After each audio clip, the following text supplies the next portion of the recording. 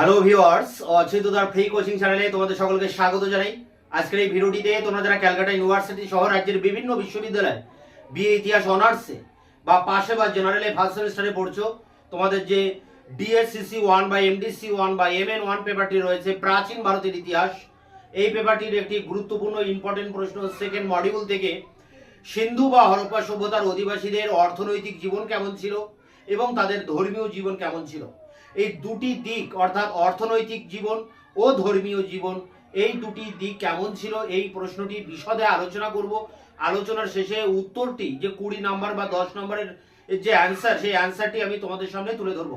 দেখো, তোমাদের এই পেপারটির যে সিলেবাস, সেই সিলেবাস নিয়ে বিস্তারিত আলোচনা করেছি এর পূর্বের একটি ভিডিওতে। এছাড়া তোমাদের যে প্রথম মডিউল রয়েছে, যে মডিউল থেকে 20 নম্বরের একটি ইম্পর্টেন্ট প্রশ্ন তোমাদের এবার 2025-এর সাজেশন অনুযায়ী প্রাচীন ভারতের সাহিত্যিক উপাদান, এবং পাশাপাশি যে 5 নম্বরের একাধিক প্রশ্ন প্রত্নতাত্ত্বিক উপাদান হিসাবে লেখের গুরুত্ব, মুদ্রার গুরুত্ব, পুরাণ মহাভারতের গুরুত্ব, বৈদেশিক সাহিত্যের গুরুত্ব, কৌটিল্যের অর্থশাস্ত্র, মেগাস্থিনিসের ইন্ডিকা, এই সমস্ত প্রশ্নের উত্তর অর্থাৎ প্রথম মডিউলটাকে সম্পূর্ণভাবে কমপ্লিট করে দিয়েছি আমি বিভিন্ন ক্লাসের ভিতর দিয়ে। সেই অ্যান্সারগুলো, সেই ভিডিওগুলো তোমরা দেখে নেবে, তার লিঙ্ক দেওয়া থাকবে এই ভিডিও ডেসক্রিপশন বক্সে। এবার আসি যে সেকেন্ড মডিউল, সেটি হচ্ছে পাথরের যুগ। পাথরের যুগের উপরেও একটি ইম্পর্টেন্ট প্রশ্ন তোমাদের রয়েছে, নব্যপ্রস্তর যুগের বিপ্লব। সেই নব্যপ্রস্তর যুগের উপরে বিপ্লব যে 20 নম্বরের ইম্পর্টেন্ট প্রশ্ন, তারও ভিডিও ক্লাস কিন্তু আমি দিয়ে দিয়েছি। এরপরে আসি তৃতীয় মডিউল, যেখানে রয়েছে সিন্ধু সভ্যতা বা হরপ্পা সভ্যতা। এখন সিন্ধু বা হরপ্পা সভ্যতা থেকে যে 20 নম্বরের ইম্পর্টেন্ট প্রশ্ন, হরপ্পা বা সিন্ধু সভ্যতার বৈশিষ্ট্য বা সিন্ধু সংস্কৃতির বৈশিষ্ট্য, এটি এবার আসবেই বলা যায় পরীক্ষায় তোমাদের। তা এই প্রশ্নটির উপরেও ভিডিও ক্লাস দিয়েছি। এছাড়া টিকা প্রশ্ন হিসেবে নগর পরিকল্পনা, সিন্ধু সভ্যতার উপরে যে সিন্ধুর শিলমোহর, সিন্ধুর সভ্যতার সাথে বৈদেশিক সভ্যতাগুলির যে সম্পর্ক, এরকম একাধিক প্রশ্নের উত্তর আমি ইতিমধ্যে আমার চ্যানেলে আপলোড করে দিয়েছি। তোমরা অবশ্যই ভিডিওগুলো দেখে নিও এবং সাজেশনের সাথে মিলিয়ে তোমরা সেই কোশ্চেন অ্যান্সারগুলো রেডি করো। এখন সিন্ধু সভ্যতা থেকে যেটা একটা বড় প্রশ্ন বাকি রয়েছে, যেটার উপরে ভিডিও ক্লাস আমি এর আগে দেইনি, তার জন্য এই প্রশ্নটি নিয়ে আজকে আলোচনা করছি। তোমাদের যে সাজেশন আমি দিয়েছি 2025-এর সাজেশন হিসেবে, সেখানে 20 নম্বরের ইম্পর্টেন্ট প্রশ্ন রয়েছে সিন্ধু সভ্যতা থেকে দুটো। এক, সিন্ধু সভ্যতার বৈশিষ্ট্য, যেটা এর আগে আমি তোমাদেরকে দিয়েছি তার ক্লাসটি। আর 2 নম্বরে যে প্রশ্নটি রয়েছে সেটি হচ্ছে সিন্ধু সভ্যতার অর্থনৈতিক জীবন ও ধর্মীয় জীবন। দুটো জীবন একসাথে দেওয়া হয়েছে। এটা কিন্তু আলাদা করেও আসতে পারে। অর্থনৈতিক জীবন অর্থাৎ বৈদেশিক বাণিজ্যের উপর বেস করে সিন্ধু সভ্যতার যে অর্থনৈতিক জীবন, সেটা আলোচনা করো। সাজেশনে এইভাবে তোমাদের প্রশ্নটা দেওয়া আছে। এই প্রশ্নটার সাথে কিন্তু ধর্মীয় জীবনও জুড়ে দিয়ে একসাথে 20 নাম্বার দিতে পারে। আবার ধর্মীয় জীবন পাশে যারা তোমরা পড়ছো, তোমাদের জন্য 10-এ আসতে পারে। আবার অনার্স বা পাশের ক্ষেত্রেও কিন্তু 5 নম্বরের টিকা হিসেবেও সিন্ধু সভ্যতার ধর্মীয় জীবন আসতে পারে। তা মোট কথা হচ্ছে এই দুটো পার্টই তোমাদেরকে পড়তে হবে। সিন্ধু সভ্যতার অর্থনৈতিক জীবনও পড়তে হবে, পাশাপাশি ধর্মীয় জীবনও পড়তে হবে। তো এই দুটোর যে কম্প্যাক্ট কোশ্চেন, সেই কোশ্চেনের অ্যান্সার নিয়ে আলোচনা করছি এখন এই ভিডিওতে। তা দেখো, তার আগে আমরা একবার বোর্ডে দেখে নেবো যে আমাদের মূল আলোচনার বিষয়টা কি। দেখো, সিও BA history honours general, honours বা জেনারেল ফার্স্ট সেমিস্টার, এখানে যে পেপারগুলো রয়েছে দেখো, ডিএসসিসি 1, এমডিসি 1 বা এমএন 1, 20 নম্বরের জন্য এই প্রশ্নটা আসতে পারে, বা পাশের ক্ষেত্রে 10 নম্বরেও আসতে পারে, আবার টিকা আসতে পারে ধর্মীয় জীবন। প্রশ্ন দেখো, সিন্ধু সভ্যতার অধিবাসীদের অর্থনৈতিক ও ধর্মীয় জীবন, অর্থাৎ দুটি জীবনের কথা বলা হচ্ছে, অর্থনৈতিক এবং ধর্মীয়। তা আমরা প্রথমে আলোচনা করব অর্থনৈতিক জীবনটা কি, তারপরে আলোচনা করব ধর্মীয় জীবনটা কি ছিল। তা দেখো, প্রথমে অর্থনৈতিক জীবন আলোচনা করার আগে আমাদের নোটসে একটা ভূমিকা লিখতে হয়, ইন্ট্রোডাকশন। অর্থাৎ এখানে আমরা লিখবো বা আলোচনা করব যে কবে কিভাবে সিন্ধু সভ্যতার আবিষ্কার হলো। দেখো, ব্রিটিশ যখন ভারতবর্ষে যখন ব্রিটিশরা শাসন করে, ঠিক সেই সময়ই কিন্তু এই সিন্ধু সভ্যতা আবিষ্কৃত হয়। ভারতের যে প্রত্নতত্ত্ব বিভাগ, আর্কিওলজিক্যাল সার্ভে অফ ইন্ডিয়া, এই আর্কিওলজিক্যাল সার্ভে অফ ইন্ডিয়া অর্থাৎ এএসআই, এই এএসআই এর প্রধান ছিলেন স্যার জন মার্শাল। তার নেতৃত্বে 1921 সালে দয়ারাম সাহানি পাঞ্জাবের মন্টগোমারি জেলায় এই হরপ্পা নামক স্থানটি আবিষ্কার করেন। তার পরের বছর একজন বাঙালি প্রত্নতত্ত্ববিদ রাখাল দাস বন্দ্যোপাধ্যায় 1922 সালে তিনি সিন্ধুর লারকানা জেলা থেকে আবিষ্কার করেন মহেঞ্জোদারো। ফলে ভারতবাসী সামনে বা সারা বিশ্বের সামনে প্রাচীন ভারতের যে স্বরূপ সেটা উদ্ঘাটিত হয় এবং ভারতবর্ষের সভ্যতার যে প্রাচীনত্ব সেটা এক ধাক্কায় 5000 বছর পিছিয়ে যায়। অর্থাৎ যীশু খ্রিস্টের জন্মের 3000 বছর আগে থেকে ভারতীয় সভ্যতার যে জয়যাত্রা শুরু হয়েছে তার প্রমাণ হয় এই সিন্ধু সভ্যতা আবিষ্কারের মধ্য দিয়ে। এখন সিন্ধু সভ্যতায় অনেক লিপি পাওয়া গেছে, যাকে আমরা বলি সিন্ধু লিপি। এই লিপিগুলো কোথায় পাওয়া গেছে? সিন্ধুর শিলমোহরে পাওয়া গেছে। তারা মাটির তৈরি বিভিন্ন শিলমোহর তৈরি করতেন, সরা জাতীয় জিনিস, তার উপরে তারা কাদার উপরে লিখে সেটা আগুনে পুড়িয়ে শক্ত করে শিলমোহর হিসাবে ব্যবহার করতেন। এই শিলমোহরে যে হরফ পাওয়া গেছে, যে অক্ষর, সেই হরফ কিন্তু আমরা আজও পাঠোদ্ধার করতে পারিনি। অর্থাৎ সিন্ধু লিপি আজও পাঠোদ্ধার হয়নি। ফাদার হেরাস অনেক চেষ্টা করেও এটা পাঠোদ্ধার করতে পারেননি। যদি সিন্ধু লিপি পাঠোদ্ধার হতো তাহলে সিন্ধু সভ্যতা সম্পর্কে আমরা আরো অনেক তথ্য জানতে পারতাম এবং সিন্ধু সভ্যতা একটা ঐতিহাসিক যুগের সভ্যতা হিসেবে স্বীকৃতি লাভ করত। যেহেতু সিন্ধু সভ্যতার এই লিপি আমরা পাঠোদ্ধার করতে পারি না, তাই সিন্ধু সভ্যতাকে আমরা বলি প্রাক ঐতিহাসিক যুগের সভ্যতা। এবং সিন্ধু সভ্যতায় যে ইতিহাস, তাহলে আমরা কিভাবে জানতে পারছি? সিন্ধু সভ্যতা থেকে পাওয়া গেছে, এখন সিন্ধু সভ্যতা তো মাটির তলায় চাপা পড়ে আছে। খনন কার্যের ফলে সেখান থেকে অনেক মাটির বাসন কোসন বা বাসনপত্র, তাদের ব্যবহৃত যেসব প্রতিদিনের যেসব নিত্য নতুন জিনিসপত্র বা তাদের যেসব অলংকার পাওয়া গেছে, তাদের ব্যবহার্য সমস্ত সামগ্রী থেকে আমরা তাদের ইতিহাসটা জানার চেষ্টা করছি এবং সেই জায়গা থেকে আমরা তাদের অর্থনৈতিক জীবন এবং ধর্মীয় জীবনটা কি ছিল সেটা নিয়ে আলোচনা করব। তো দেখো, প্রথমে আমরা আলোচনা করছি অর্থনৈতিক জীবন। তো সিন্ধুবাসীদের অর্থনীতির প্রথম মেরুদণ্ড ছিল, মানে প্রধান যে অর্থনীতির প্রধান মেরুদণ্ড বা তাদের প্রধান যে অর্থনীতি ছিল সেটা কৃষিকাজ। অর্থাৎ কৃষিকাজই ছিল তাদের প্রধান জীবিকা, এটা মাথায় রাখতে হবে। সিন্ধু সভ্যতা গড়ে উঠেছিল সিন্ধু নদীর তীরে। সিন্ধু একটা মূল নদী যেটা আরব সাগর থেকে উত্থিত হয়ে পাকিস্তান বা বর্তমান ভারতবর্ষের বিভিন্ন জায়গায় উত্তর পশ্চিম দিকে ছড়িয়ে রয়েছে। সিন্ধুর আবার 6টি শাখা নদী আছে, বিতস্তা, চন্দ্রভাগা, ইরাবতী, রাভি, শতদ্রু, ভোগাবর, এরকম বিভিন্ন নদী আছে, মানে 6টি শাখা নদী আর সিন্ধু মূল নদী। তো এই 6টি এবং সিন্ধু মূল নদী একে একসাথে আমরা বলি সপ্ত সিন্ধু অঞ্চল। এই সপ্ত সিন্ধু অঞ্চলেই সিন্ধু সভ্যতা গড়ে ওঠে। যেহেতু নদীর তীরে এই সভ্যতা গড়ে উঠেছিল, ফলে এই সিন্ধু নদীর পলিমাটি সঞ্চিত যে জমি, সেই জমি ছিল খুবই উর্বর। ফলে এখানে খুব ভালো কৃষি কাজ হতো। তারা গম, যব, ধান এবং ইত্যাদি ফসল তারা ফলাতেন। এবং এখানে ডিডি কোশাম্বি এবং অতুল সুর বলে এক গবেষক, তেনারা বলছেন যে সিন্ধু সভ্যতায় লোহার লাঙল ব্যবহার করা হতো। যদিও বিষয়টা বিতর্কিত, কারণ সিন্ধু সভ্যতায় মানুষেরা লোহার আবিষ্কার করতে পারেনি বা লোহার ব্যবহার জানতেন না, তাই বিষয়টা বিতর্কিত। যদিও কালীবঙ্গান বলে একটি সেন্টারে, সিন্ধু সভ্যতার একটি স্থানে কাঠের লাঙলের নমুনা পাওয়া গেছে এবং এই লাঙল মানুষের দ্বারা টানা হতো। তো যাই হোক, এইসব লাঙলের মাধ্যমে কৃষি জমিকে কর্ষণ করে তারা অনেক ভালো ফসল উৎপাদন করতেন।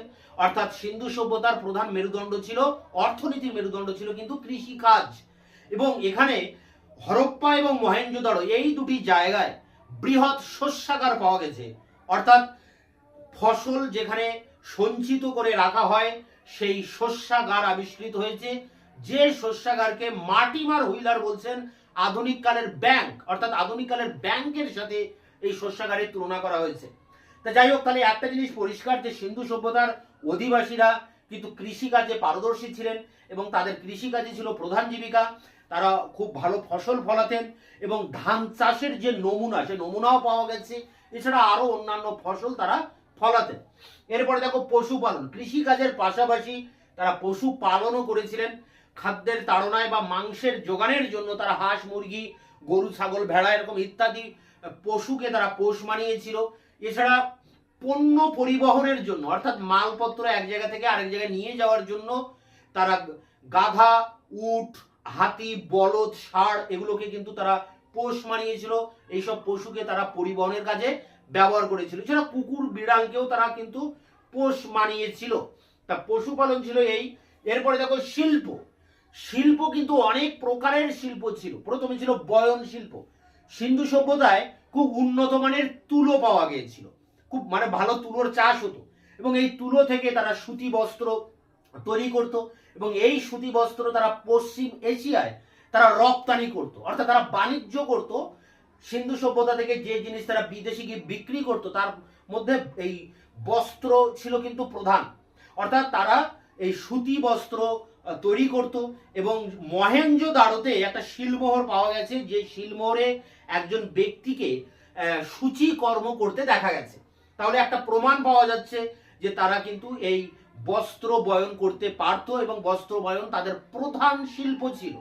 এছাড়া আমরা জানি যে মেসোপটেমিয়ার যে সুসা বলে একটি জায়গায়, যে জায়গায় সিন্ধু সভ্যতার যে কাপড়ের গাঁট পাওয়া গেছে, হ্যাঁ, তাহলে এ থেকে কি বোঝা যাচ্ছে যে সিন্ধু সভ্যতার মানুষেরা সুতি বস্ত্র বয়ন করতেন, অর্থাৎ তারা বস্ত্রকে বয়ন করতে পারতেন, এবং তারা এই মানে জামা কাপড় তৈরি করা অর্থাৎ পোশাক তৈরি করাটাই ছিল তাদের প্রধান শিল্প।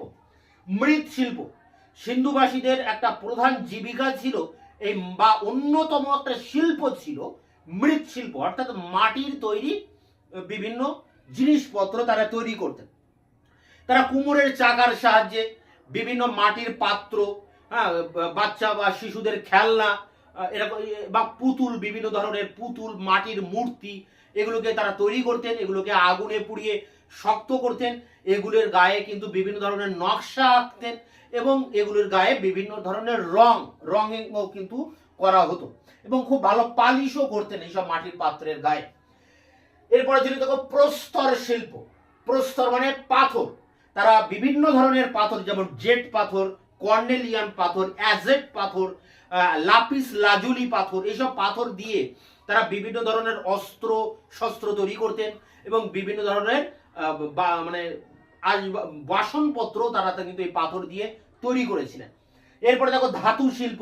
তা ধাতু শিল্প হিসেবে তারা সোনার উপর বিভিন্ন অলংকার তৈরি করেছিলেন। তামা বা ব্রোঞ্জ দিয়ে তারা ছুরি, কাঁচি, বর্ষা, বড়শি, কুঠার, মাছ ধরার সরঞ্জাম, হ্যাঁ, খেলনা, এরকম বিভিন্ন ধরনের জিনিসপত্র তারা কিন্তু তৈরি করেছিলেন। অন্যান্য শিল্প বলতে তারা ইট শিল্প তৈরি করে। তারা, আমরা জানি যে সিন্ধুবাসীরা কিন্তু ইট তৈরি করেছিলেন, সেই ইট দিয়ে তারা পাকা পাকা ঘর বাড়ি বানিয়েছিলেন, রাস্তাঘাট বানিয়েছিলেন, নর্দমা, ফুটপাত ইত্যাদি বানিয়েছিলেন ইট দিয়ে। এবং এই ইট শিল্প ছিল একটা প্রধান শিল্প। এছাড়া কাঠের শিল্প ছিল, হাতির দাঁতের শিল্প ছিল, চীনা মাটির বাসন তৈরি করার শিল্প ছিল। এরকম একাধিক শিল্প কিন্তু সিন্ধুবাসীদের ছিল। এরপর আসছি যেটা প্রধান বিষয়, সেটি হচ্ছে ব্যবসা বাণিজ্য। তো দেখো, সিন্ধুর অধিবাসীরা ব্যবসা বাণিজ্য করতেন, বিদেশের সাথেও তারা ব্যবসা বাণিজ্য করতেন, এবং যেসব বণিকরা ছিল সেই বণিকদেরকে বলা হয় পণি নামক বণিকরা কিন্তু এই ব্যবসা বাণিজ্যের সাথে যুক্ত ছিলেন। এবং মেলুহা বলে একটি জায়গার সাথে, সিন্ধু সভ্যতার মেলুহা বলে একটি জায়গার সাথে প্রাচীনকালের যে এই আক্কাদীয় সভ্যতার সাথে সিন্ধু সভ্যতার ব্যবসা বাণিজ্য হতো এই মেলুহা নামক জায়গার সাথে। তাই রামশরণ শর্মা বলেছেন যে এই মেলুহা জায়গাটি হচ্ছে সিন্ধু উপত্যকা। সিন্ধু উপত্যকাকে আমরা বলছি মেলুহা। এরপরে দেখো, আমরা যেটা বলবো সেটা হচ্ছে আভ্যন্তরীণ বাণিজ্য। তা সিন্ধু সভ্যতার তো বিস্তীর্ণ একটা অঞ্চল, বিরাট বড় এরিয়া সিন্ধু সভ্যতা। তো সিন্ধু সভ্যতার একটা অঞ্চলের সাথে আরেকটা অঞ্চল, অর্থাৎ সিন্ধু সভ্যতা আমরা জানি প্রায় ১,৫০০ নগর পাওয়া গিয়েছিল। তাই একটা নগরের সাথে আরেকটা নগরের কিন্তু ব্যবসা বাণিজ্য চলতো, অর্থাৎ আভ্যন্তরীণ ব্যবসা বাণিজ্য চলতো, নৌকার মাধ্যমে চলতো, বা বিভিন্ন পরিবহনের মাধ্যম হিসেবে তারা মানে গাধা, উট, ষাঁড়, বলদ, হাতি এগুলো ব্যবহার করতেন। এগুলোর মাধ্যমে তারা আভ্যন্তরীণ ব্যবসা বাণিজ্য চালাতেন। এছাড়া ছিল বৈদেশিক বাণিজ্য। বিদেশি যেসব সভ্যতাগুলো ছিল, মিশর, সুমের, ব্যাবিলনীয়, মেসোপটেমীয়, এইসব সভ্যতার সাথেও সিন্ধুবাসীদের বা সিন্ধু সভ্যতার ব্যবসা বাণিজ্য চলতো, বৈদেশিক বাণিজ্য। এবং এখানে কিছু প্রমাণ পাওয়া গেছে, যেমন মেসোপটেমিয়ার সভ্যতার সাথে সিন্ধু সভ্যতার মানুষের সব থেকে বেশি কিন্তু ভালো বাণিজ্য চলতো, কারণ মেসোপটেমিয়ার বণিকেরা সিন্ধু সভ্যতায় এসে তারা স্থায়ীভাবে বসতি স্থাপন করেছিল, আবার সিন্ধুর অধিবাসীরাও মেসোপটেমিয়ার সভ্যতায় গিয়েও সেখানে গিয়ে স্থায়ী বসতি বা উপনিবেশ তৈরি করেছিল ব্যবসা বাণিজ্যের সূত্রে। তো এটা আমরা জানি। এছাড়া সিন্ধু সভ্যতার যে কাপড়ের গাঁট, সে গাঁট পাওয়া গিয়েছে মেসোপটেমীয় সভ্যতায়। তো এগুলো থেকে প্রমাণিত হয় যে সিন্ধু সভ্যতার সাথে এইসব বৈদেশিক সভ্যতাগুলোর একটা ভালো বাণিজ্যিক সম্পর্ক গড়ে উঠেছিল এবং রপ্তানি হতো বিভিন্ন দ্রব্য, যেমন হচ্ছে মাটির তৈরি বিভিন্ন বাসনপত্র, সোনার উপর অলংকার, খাদ্য বস্ত্র, মানে খাদ্যদ্রব্য, যেটা খাদ্যদ্রব্য বা সুতি বস্ত্র, এরকম বিভিন্ন জিনিস রপ্তানি হতো। ময়ূরও রপ্তানি করা হতো। আবার আমদানি করা হতো বিভিন্ন জিনিস, যেমন সিন্ধু সভ্যতার বিভিন্ন জিনিস আমদানি করা হতো বিভিন্ন জায়গা থেকে। মহীশূর থেকে আসতো সোনা, মধ্য এশিয়া থেকে আসতো জেড পাথর, রাজস্থান থেকে আসতো মানে রাজস্থানের ক্ষেত্রী থেকে আসতো তামা, এছাড়া পারস্য থেকে বা ইরান থেকে আসতো রূপা। এরকম বিভিন্ন জায়গা থেকে কিন্তু সিন্ধু সভ্যতায় বিভিন্ন জিনিসপত্র আমদানি করা হতো। এবার আরো কিছু প্রমাণ আমরা পাই সিন্ধু সভ্যতা। দেখো, সিন্ধু সভ্যতার অনেক শিলমোহর পাওয়া গেছে, যেসব শিলমোহরে দেখা গেছে জাহাজের ছবি, জাহাজের মাস্তুলের ছবি, নোঙরের ছবি বা মাঝি মাল্লাদের ছবি, এগুলো থেকে প্রমাণ হয় যে বৈদেশিক বাণিজ্যের সাথে কিন্তু এই সিন্ধুবাসীদের একটা যোগাযোগ ছিল। তাই সি জে গ্যাট বলেছেন যে মিশর, এলেম, ব্যাবিলন এইসব সভ্যতার সাথে সিন্ধুবাসীদের একটা ঘনিষ্ঠ বাণিজ্যিক সম্পর্ক কিন্তু গড়ে উঠেছিল। এছাড়া আমরা আরো কিছু প্রমাণ পাই, যেমন সিন্ধুবাসীরা যেসব ঝিনুক ব্যবহার করতেন, ঝিনুকের মালা, ঝিনুকের বালা বা বিভিন্ন মুক্তোর মালা, হ্যাঁ, এই যে এই ঝিনুকগুলো বা এইসব মুক্তগুলো গভীর সমুদ্রে পাওয়া যায়। তাই এখানে ডক্টর রণবীর চক্রবর্তী তার প্রাচীন ভারতের ইতিহাসের সন্ধানে গ্রন্থে বলছেন যে এই গভীর সমুদ্রের যে ইঙ্গিত এখানে দেওয়া হচ্ছে বা পাওয়া যাচ্ছে, যা থেকে বোঝা যায় যে সিন্ধুবাসীরা সমুদ্রের সাথে পরিচিত ছিলেন এবং বিদেশের বিভিন্ন সভ্যতার সাথে তারা বাণিজ্য করতেন এইসব জাহাজ বা এইসব নৌকার, বড় বড় নৌকার মাধ্যমে। এছাড়া সিন্ধু সভ্যতায় বিভিন্ন ধরনের বা বিভিন্ন ওজনের বাটখারা পাওয়া গেছে এবং ব্রোঞ্জের তৈরি, তামার তৈরি দাড়ি পাল্লা পাওয়া গেছে, যা থেকে বোঝা যায় যে তাদের একটা সুষ্ঠু ওজন বা মাপ এর পদ্ধতি তারা আবিষ্কার করেছিলেন। এছাড়া তারা মানে হিসাবপত্র করার জন্য গণনার ক্ষেত্রে তারা 16 সংখ্যাটাকে গুণিতক হিসাবে ব্যবহার করতেন। 16 দুনো 32, 3 16 48, এরকম ভাবে তারা কিন্তু এই 16 সংখ্যাটাকে গুণিতক হিসাবে কিন্তু ব্যবহার করেছিলেন। এছাড়া সিন্ধুবাসীরা মানে সিন্ধুর যারা বণিক, যারা পণি, যারা ব্যবসা বাণিজ্য করতেন, এখানে ডক্টর রামশরণ শর্মা বলছেন যে সিন্ধুবাসীদের মানে বণিকদের আলাদা আলাদা শিলমোহর ছিল। যেসব বণিকরা ব্যবসা করতেন মহেঞ্জোদারোতে, সেই সব বণিকদের, বণিক পরিবারগুলোর আলাদা আলাদা কিন্তু শিলমোহর ছিল। তাই এই সমস্ত কিছু থেকে প্রমাণ হয় যে সিন্ধুবাসীরা, সিন্ধুর অধিবাসীরা, বিশেষ করে বণিকরা, তারা বিদেশের বিভিন্ন সভ্যতার সাথে ব্যবসা বাণিজ্য করতেন। অর্থাৎ ব্যবসা বাণিজ্যের ক্ষেত্রে তারা একটা বৈদেশিক সম্পর্ক বিভিন্ন সভ্যতার সাথে তৈরি করেছিল। তো এই সমস্ত নিয়ে আলোচনা করতে হবে আমাদের অর্থনৈতিক জীবন। অর্থনৈতিক জীবনে যেমন আমাদের কৃষিকাজ নিয়ে আলোচনা করতে হবে, পাশাপাশি কিন্তু ব্যবসা বাণিজ্য নিয়েও আলোচনা করতে হবে। এবং ব্যবসা বাণিজ্যের ভিতরে অনেকগুলো দিক রয়েছে, অনেকগুলো বিষয় রয়েছে, সেই সব বিষয় গিয়েও এখানে উল্লেখ করতে হবে। এরপরে দেখো রয়েছে ধর্মীয় জীবন। তাহলে সম্পূর্ণ অন্য আর একটা বিষয়, সেটা হচ্ছে ধর্মীয় জীবন, আলাদা একটা বিষয় বা পাঠ। এটা কিন্তু আলাদাভাবে প্রশ্ন আসতেও পারে, আবার একসাথে এই অর্থনৈতিক জীবনের সাথে জুড়ে দিতে পারে। তাই তোমরা একসাথে পড়লেও এটা যদি আলাদাভাবে আসে তোমরা সেইভাবে লিখবে, নোটসের মধ্যেও আলাদা করে ভাগ করা থাকবে, তোমরা বুঝতে পারবে, সেই অনুযায়ী তোমরা এটাকে প্রিপারেশন করবে। এখানে দেখো ধর্মীয় জীবন। তা ধর্মীয় জীবনে অ্যাকচুয়ালি সিন্ধু অধিবাসীদের ধর্মীয় জীবন সম্পর্কে জানা যায় তাদের ব্যবহার্য বিভিন্ন ধরনের মূর্তি, নগ্ন মূর্তি বা বিভিন্ন ধরনের প্রস্তর খণ্ড বা বিভিন্ন ধরনের বাসন কোসন যেসব তারা ব্যবহার করতেন সেগুলো থেকে। রামশরণ শর্মা বলছেন যে সিন্ধু সভ্যতায় মানুষদের কাছে কোনো মন্দির বা পুরোহিত এসব কিছুই ছিল না। মন্দির, পুরোহিতের কোনো স্থানই ছিল না এই সিন্ধু সভ্যতায়। তবে হলঘর বা উপাসনালয় বা স্নানাগার এগুলোকে খুব গুরুত্ব দেওয়া হতো, পবিত্র স্থান বলে মনে করা হতো। তাই উপাসনা স্থল ছিল তাদের এই ধর্মীয় জীবনের প্রধান অঙ্গ। এরপরে দেখো প্রতীক পূজা। তা সিন্ধু অধিবাসীরা বিভিন্ন প্রতীককে তারা পূজা করতেন, যাকে আমরা বলি টোটেম উপাসনা। টোটেম মানে বিভিন্ন প্রস্তর খণ্ডকে তারা দেবতা জ্ঞানে পূজা করতেন, যেমন যোনি পূজা করতেন, লিঙ্গ পূজা করতেন, স্বস্তিকা চিহ্নকে পূজা করতেন, সূর্য দেবতার পূজা করতেন। অর্থাৎ তাদের ভিতরে ছিল বিভিন্ন প্রতীক পূজার একটা ধারণা, মানে বিভিন্ন পাথর খণ্ডকে একটা সিম্বল করে, একটা প্রতীক তৈরি করে তাকে দেবতা জ্ঞানে পূজা করা, এটা কিন্তু তাদের মধ্যে ছিল। এরপরে দেখো দেব দেবীর পূজা, তারা বিভিন্ন ধরনের দেব দেবীর পূজা করতে, সেটা আমরা কিভাবে জানতে পারি? দেখো সিন্ধু সভ্যতার যেসব মানে মাতৃমূর্তি পাওয়া গেছে, সেই সব মাতৃমূর্তির গায়ে ধোয়ার চিহ্ন পাওয়া গেছে। এ থেকে কি বোঝা যায়? যে দেবতাকে সন্তুষ্ট করার জন্য তারা ধূপ জ্বালাতেন, প্রদীপ জ্বালাতেন। এছাড়া অসংখ্য মাতৃমূর্তি পাওয়া গেছে। এ থেকে বোঝা যায় যে সিন্ধু অধিবাসীরা মাতৃ দেবতাকে পূজা করতেন, মাতৃদেবীকে তারা আরাধনা করতেন। এছাড়া সিন্ধু সভ্যতার একটি শিলমোহরে একটা উত্থান পদ ভঙ্গিতে, অর্থাৎ পা উপরে হাত বা মাথা নিচের দিকে, একটা উত্থান পদ ভঙ্গিতে একটা মাতৃমূর্তি পাওয়া গেছে, যার গর্ভগৃহ থেকে একটা চারা গাছ নির্গত হয়েছে। এই দেবতাকে ডক্টর রণবীর চক্রবর্তী বলেছেন শাকম্ভরী দেবী, শাকম্ভরী দেবী, এবং এই দেবীকে বলছেন যে উর্বরতার প্রতীক, উর্বরতার প্রতীক হিসাবে এই দেবীকে তারা কিন্তু পূজা করতেন। এছাড়া শিলমোহরে, অনেক শিলমোহরে নরবলি দেওয়ারও বা পশু বলি দেওয়ারও কিন্তু যে প্রথা ছিল সিন্ধু অধিবাসীদের, তারও প্রমাণ আমরা এই শিলমোহরের আঁকা বিভিন্ন ছবি থেকে জানতে পারি। এছাড়া সিন্ধু সভ্যতায় একটা বিশেষ মূর্তি পাওয়া গেছে, একটা যোগীর মূর্তি পাওয়া গেছে, যিনি ধ্যানে বসে আছেন, মাথায় দুটো শিং আছে এবং তাকে 5টি পশু পরিবেষ্টিত হয়ে আছে, তার লিঙ্গ উত্থিত আছে এবং তিনি ধ্যানে বসে আছেন বাদশালের উপরে। এই মূর্তিটিকে বলা হচ্ছে আদি শিব।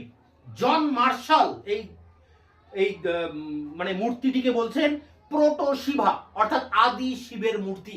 তিনি পশুপতি, অর্থাৎ পশুদের অধিপতি, তাই তাকে বিভিন্ন পশু কিন্তু পরিবেষ্টিত হয়ে আছে। তা যাই হোক, শিবের মূর্তি হিসাবে এই মূর্তিটাকে ধরা হয়, এটা নিয়েও যদিও অনেক তর্ক বিতর্ক আছে। এছাড়াও একটি শিলমোহরে ই অবনী মূর্তি পাওয়া গেছে। ই অবনী মূর্তি হচ্ছে এই মূর্তি সুমের সভ্যতার একটা দেবতা, হ্যাঁ, যেখানে যার মুখটা মানুষের মতো আর দেহটা একটা পশুর মতো, বা একটা বা কোনো গাধা বা উট বা কোনো ঘোড়া জাতীয় কোনো জন্তুর মূর্তি, মানে অর্ধেক নর অর্ধেক বৃষ, ষাঁড়ের দেহ, এটাকে আমরা বলছি ই অবনী মূর্তি। তো এই ই অবনী মূর্তিরও কিন্তু প্রচলন ছিল সিন্ধু সভ্যতায়। প্রকৃতি উপাসনা, সিন্ধু সভ্যতার অধিবাসীরা বিভিন্ন প্রাকৃতিক শক্তির আরাধনা করতেন। ঝড়, জল, বৃষ্টি, আগুন, হ্যাঁ, বা সাপ, নদী, এইসব প্রাকৃতিক শক্তির কিন্তু তারা আরাধনা করতেন। তারা সাপের পূজা করতেন। এ থেকে তারা যে নাগ পূজা করতেন তারও কিন্তু প্রমাণ পাওয়া যায়। নাগ দেবের মানে যে মূর্তি সেটা পাওয়া গেছে। এছাড়া তারা বিভিন্ন গাছকে পূজা করতেন, যেমন পিপ্পলি বৃক্ষ বা বট গাছ, এই বট গাছকে পূজা করতেন, অর্থাৎ বিভিন্ন প্রাকৃতিক শক্তির পূজা করতেন। হ্যাঁ, এগুলো থেকে তাদের বোঝা যায় তারা প্রকৃতি উপাসক ছিলেন। এছাড়া দেখো অলৌকিক কথায় তারা বিশ্বাসী ছিলেন। এছাড়া সিন্ধু সভ্যতায় কিছু মাদুলি পাওয়া গেছে, কবচ পাওয়া গেছে, যা থেকে বোঝা যায় যে তারা ভূত, প্রেত, অশুভ শক্তি এগুলোর প্রতি তাদের মানে তারা এগুলোর আরাধনা করতেন, এগুলোকে তারা পূজা করতেন, বা এগুলোর প্রতি তাদের একটা বিশ্বাস ছিল। এরপরে দেখো অন্ত্যেষ্টিক্রিয়া।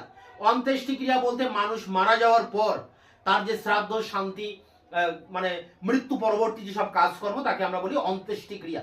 তো সিন্ধু অধিবাসীদের মানে এই মৃত্যুর পরে 3 ধরনের অন্ত্যেষ্টিক্রিয়া করতেন। একটা ছিল পূর্ণ সমাধি, তাকে সম্পূর্ণভাবে সমাধি কবর দেওয়া। আরেকটি ছিল আংশিক সমাধি, অর্থাৎ আংশিক সমাধি বলতে পূর্ণ সমাধিতে তার সমস্ত ব্যবহারের যে জিনিসপত্র সেগুলোকে সমাধি করা হতো। আংশিক সমাধি বলতে তার মৃতদেহটাই শুধু সমাধি দেওয়া হতো। আরেক ছিল পাত্র সমাধি। পাত্র সমাধিটা হচ্ছে এই যে মৃতদেহকে প্রথমে আগুনে পুড়িয়ে যে ছাই ভস্য হতো, সেই ছাই ভস্যটাকে মাটিতে পুঁতে রাখা হতো বা মাটিতে কবর দেওয়া হতো। এটাকে আমরা বলি আংশিক সমাধি। অর্থাৎ তারা এই অন্ত্যেষ্টিক্রিয়ার ভিতর দিয়ে পরলোকে বিশ্বাস করতেন। মানে তারা ভাবতেন বা বিশ্বাস করতেন যে মৃত্যুর পরেও আরেকটা জীবন আছে।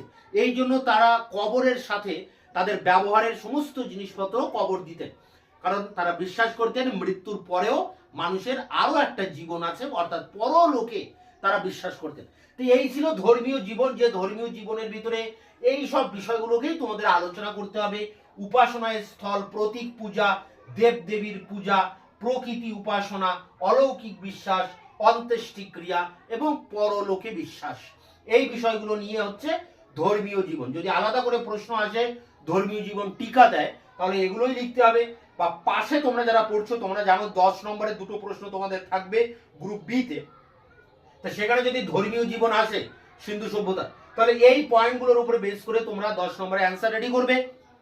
আবার যদি একসাথে সিন্ধু সভ্যতার অর্থনৈতিক জীবন ও ধর্মীয় জীবন দেয়, তাহলে আগে অর্থনৈতিক জীবনের এই বিষয়গুলো অর্থাৎ কৃষি ব্যবস্থা, পশুপালন, শিল্প, ব্যবসা বাণিজ্য এই বিষয়গুলো নিয়ে অর্থনৈতিক জীবন লেখার পর তোমরা এই ধর্মীয় জীবনের অংশটুকু লিখবে। তাই এই একটা বড় টপিক তোমাদের সামনে আলোচনা করলাম। আশা করি কিছুটা আইডিয়া তোমাদের হয়েছে সিন্ধু সভ্যতার এই ধর্মীয় জীবন এবং অর্থনৈতিক জীবন নিয়ে। এখন এর পরে আমরা এর যে অ্যান্সারটা আছে 20 নম্বরের যে অ্যান্সার বা 10 নম্বরেরও অ্যান্সার হতে পারে, এর যে অ্যান্সার প্রপার যে উত্তর, সেই উত্তরটি আমি তোমাদের জন্য রেডি করেছি। খুবই স্ট্যান্ডার্ড কোয়ালিটির নোটস, তোমরা কলেজের স্যারকে দিয়ে যাচাই করে দেখে নিতে পারো যে কত ভালো এই নোটস, কত স্ট্যান্ডার্ড কোয়ালিটির, কত তথ্যবহুল এই নোটসটা তোমাদের জন্য আমি রেডি করেছি। সেই নোটসটা নিয়ে আমি এবার প্রতিটা লাইন ধরে ধরে সেই নোটস নিয়ে আমি এবার ওয়ান স্ক্রিনে তোমাদের সামনে আলোচনা করব। সিন্ধু সভ্যতার মানুষের অর্থনৈতিক ও ধর্মীয় জীবন বর্ণনা করো। অর্থনৈতিক ও ধর্মীয় জীবন দুটো পার্ট আছে দেখো এখানে। তা প্রথমে আমরা একটা ইন্ট্রোডাকশন লিখব, যে ইন্ট্রোডাকশন মানে ভূমিকা, তারপরে আমরা অর্থনৈতিক জীবনে প্রবেশ করব। প্রাচীন ভারতের ইতিহাস চর্চায় হরপ্পা সভ্যতার আবিষ্কার একটি উল্লেখযোগ্য পদক্ষেপ। এই আবিষ্কারের পূর্বে মনে করা হতো যে ভারতীয় ইতিহাস ও সংস্কৃতির সূচনা অপেক্ষাকৃত পরবর্তীকালে। আর্যদের এদেশে আসার সময় থেকে এই সভ্যতার সূচনা। এখন এই ধারার পরিবর্তন হয়েছে। এই আবিষ্কার ভারতীয় ইতিহাস সংস্কৃতির দিগন্তকে প্রসারিত করে তার প্রাচীনত্ব ও মৌলিকত্ব প্রতিষ্ঠা করেছে। অন্তত 5000 বছরের ভারতীয় সভ্যতা প্রাচীনত্বের দিক থেকে মিশর ব্যাবিলন সভ্যতার সমকক্ষতা অর্জন করেছে। প্রাচীন হরপ্পা সভ্যতা সম্পর্কে আমাদের জ্ঞান খুবই নবীন। 1875 সালে ইংরেজ প্রত্নতত্ত্ববিদ কানিংহাম হরপ্পার অপরিচিত লিপি সম্বলিত একটি শিলের সন্ধান পান। বলা যায় এরই ফলশ্রুতি হিসেবে 1922 থেকে 24 সালে প্রত্নতত্ত্ববিদ দয়ারাম সাহানি ও রাখাল দাস বন্দ্যোপাধ্যায় পশ্চিম পাঞ্জাবের অন্তর্গত মুলতান জেলায় হরপ্পা এবং সিন্ধুর অন্তর্গত লারকানা জেলায় মহেঞ্জোদারোতে দুটি নগরীর সন্ধান পান। পরের প্যারা দেখো, হরপ্পা সভ্যতা সম্পর্কে সম্যকভাবে অবহিত হওয়ার জন্য আমাদের একমাত্র হাতিয়ার যে প্রত্নতাত্ত্বিক নিদর্শন সমূহ, তা সবগুলি চিহ্নিত করা সম্ভব হয়নি। বিশ্বের অন্যান্য সভ্যতা যেমন মিশর, মেসোপটেমিয়া সভ্যতার ন্যায় এখানে কোনো ব্যবহার্য লিখিত উপাদান পাওয়া যায়নি। মৃৎপাত্রের উপর খোদিত যে অসংখ্য যে শিলমোহর হরপ্পা সভ্যতার প্রধান বৈশিষ্ট্য, সেগুলি আজও সঠিকভাবে পাঠোদ্ধার করা যায়নি। অবশ্যই একথাও অনস্বীকার্য যে লিপিগুলি সঠিক অর্থে বোঝা না গেলেও খনন কার্যের ফলে প্রাপ্ত অসংখ্য তথ্যাদি থেকে যে সমস্ত বিষয় জানা গেছে তা মোটেই নগণ্য নয়, বরং এই তথ্যগুলি বিশ্লেষণের পরিপ্রেক্ষিতে নগর জীবনের বৈশিষ্ট্য, ধর্মীয় অর্থনৈতিক জীবন সম্পর্কে যে ধারণার উদ্রেক হয় তা বিস্ময়ের। পরে পয়েন্ট দেখো, আমরা অর্থনীতি নিয়ে আলোচনা করছি। হরপ্পা সংস্কৃতি নগরকেন্দ্রিক হলেও এই নগরকেন্দ্রিক সভ্যতার মূল অর্থনীতির শ্রীবৃদ্ধি হয়েছিল কৃষির মাধ্যমে। গ্রাম অঞ্চলে ব্যাপকভাবে উৎপন্ন কৃষিজাত দ্রব্য নগর জীবনের সমৃদ্ধির সূচনা করেছিল। হরপ্পা ও মহেঞ্জোদারোতে প্রাপ্ত বৃহৎ শস্যাগারগুলি প্রমাণ করে যে সে যুগে উৎপাদনের প্রাচুর্যতা ছিল। হরপ্পা, কালীবঙ্গান, মহেঞ্জোদারোতে গম, যব প্রাপ্তির বিষয়টি নিঃসন্দেহে প্রমাণ করে যে সে যুগে শস্য ঠিক মতোই উৎপাদিত হতো। লোথালের প্রত্নকেন্দ্র থেকে ধানের তুষ পাওয়ার ফলে নিঃসংকোচে বলা যায় হরপ্পায় ধান চাষ হতো। মহেঞ্জোদারোতে প্রত্নতাত্ত্বিক কার্পাস উৎপাদনের প্রমাণ পাওয়া গেছে।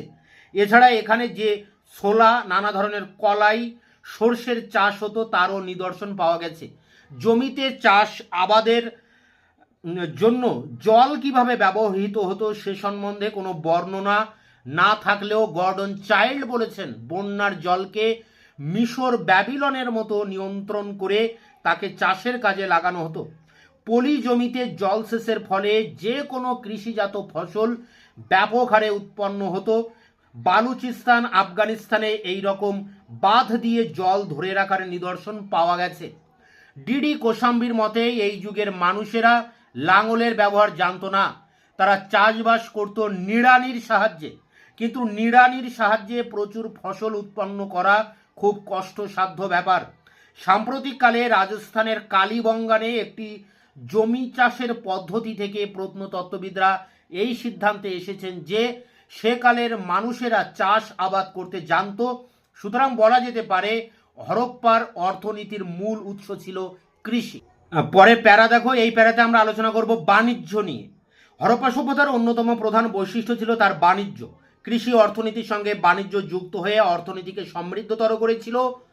জল ও স্থল উভয় পথেই বাণিজ্য চলত। আভ্যন্তরীণ ও বৈদেশিক উভয় পথেই বাণিজ্য চলত। স্থলপথে বাণিজ্য চলত 2 চাকা বিশিষ্ট আধুনিক এক্কা গাড়ির সাহায্যে। উক্ত গাড়ির পোড়ামাটির নিদর্শন থেকেই এই সিদ্ধান্তে আসা সম্ভব হয়েছে। জলপথে যে বাণিজ্য চলত তাতে পারস্য উপসাগরের ভূমিকা ছিল সবিশেষ গুরুত্বপূর্ণ। জলপথে বাণিজ্যে তারা কি যান ব্যবহার করত তা সঠিকভাবে বলা যায় না। ভারত ও ভারতের বাইরে বিশেষত মধ্য ও পশ্চিম এশিয়ার সঙ্গে ঘনিষ্ঠ সম্পর্ক তৈরি হয় বাণিজ্যের জন্য। তবে মাটির তৈরি চিত্রাঙ্কিত নৌকা ও হরপ্পা ও মহেঞ্জোদাড়োতে প্রাপ্ত বেশ কিছু শিল থেকে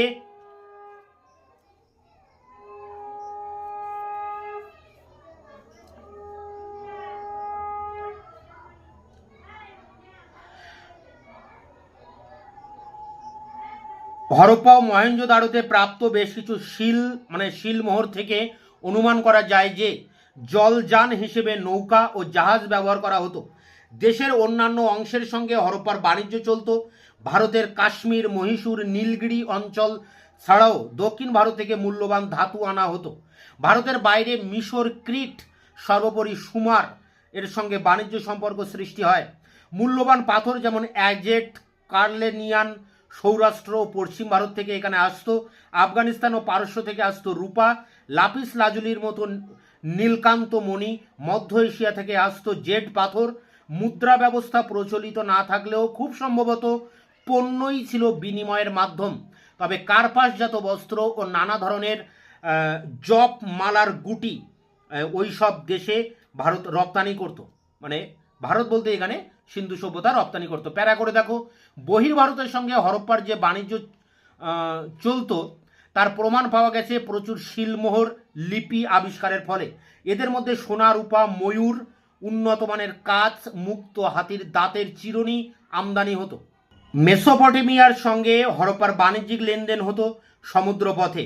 এই সামুদ্রিক বাণিজ্যে বড় ভূমিকা পালন করেছিল গুজরাটের লোথাল।